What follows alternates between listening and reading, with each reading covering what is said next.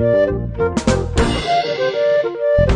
our story begins, you know, with old St. Augustine.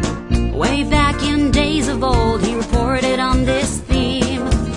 A mighty emperor had caught himself a pirate who was terrorizing people who were sailing on the open seas. What meanest thou by keeping hostile possession of the sea? What meanest thou by seizing the whole earth? Because I do it with a petty ship, I'm called a robber, whilst thou, who does the same with a great fleet, art styled emperor. And old St. Augustine thought that was a pretty smart answer, 'cause there are pirates and emperors, but they're really the same thing.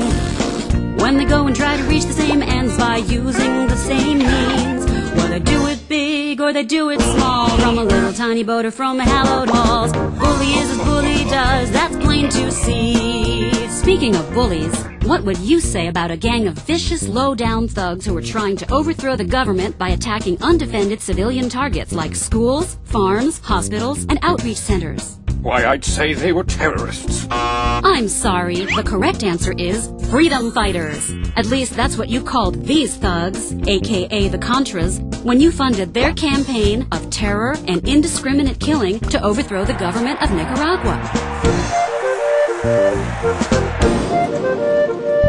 There was trouble in the land of Nicaragua in the 80s, it's true. And Uncle Sam has always said this kind of thing just really won't do.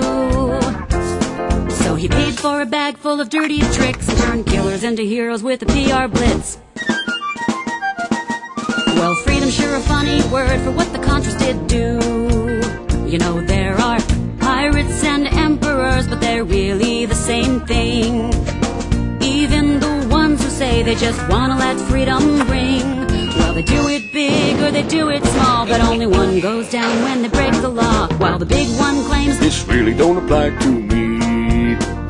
The funny thing about pirates and emperors is that they often start out as pals who get into a tiff somehow and end up enemies.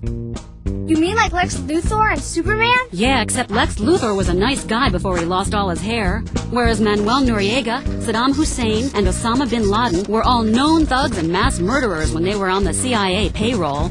That's why they got the job. Either that, or Uncle Sam is just a really bad judge of character. I don't understand why this keeps happening to me. Well, not so long ago we thought Saddam here was a pretty swell guy, and we helped him get the goods to make the Ayatollah Khomeini cry. But Uncle Sam decided it was not Saddam's fate to be the leader of his Middle Eastern client state that was sitting on top of a big, huge oil supply. Big and little thugs got thuggery in common, even if one's got stars and stripes on him. Bully is as bully does, that's plain to see. 'Cause if it looks like a duck and acts like a duck and quacks like a duck, it probably is a duck. You know, a rose is a rose no matter how much it stinks. I resent that comment. I'm not a duck. I'm an anti-duck.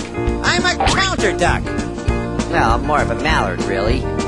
Why, I'm fighting a war on ducks. Any ducks come around here, I'm gonna blast them.